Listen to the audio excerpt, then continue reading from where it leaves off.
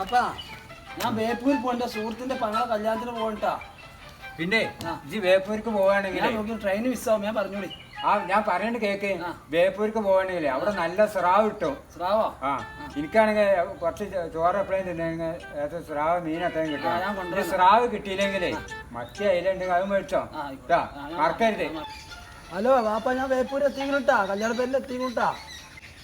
സാവിത്രി ഇൻഷുറൻസിന്റെ പൈസക്ക് വരൂട്ടാ.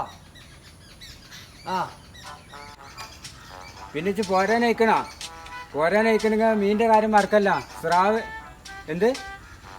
സ്രാവ് ഇത്തിരി കിട്ടിയിട്ടുള്ളൂ. സ്രാവ് ഇത്തിരി കിട്ടിയിട്ടുള്ളൂ. അത് മതിച്ച് മറ്റേ അതിലുണ്ടെങ്കിൽ വാങ്ങിക്കുക.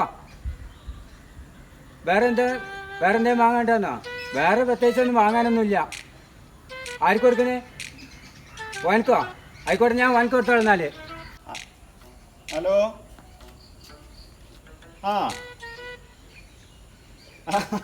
അത് ശരി, വാപ്പ കേട്ടോടുത്ത വെച്ചാണേ. എനിക്കറിയാം ചെവി വതക്കാണെന്നുള്ളത്. ഞാൻ പറഞ്ഞോളാം കേട്ടോ. ആയിക്കോട്ടെ. വാപ്പ സ്രാവ് മുണുങ്ങണ കാര്യമല്ല പറഞ്ഞിട്ടുണ്ട്. സാവിത്രി പൈസക്ക് വരുന്നുണ്ട്. കുറിന്റെ പൈസക്ക് അത് എടുത്തു കൊടുക്കാനാണ്. നിങ്ങൾക്ക് ഈ പൂച്ചന്റെ മാതിരിയാണ് നിങ്ങൾ എപ്പ നോക്കിയാലും മുണുങ്ങാന്നുള്ള ഇതാ പിടിച്ചോളി.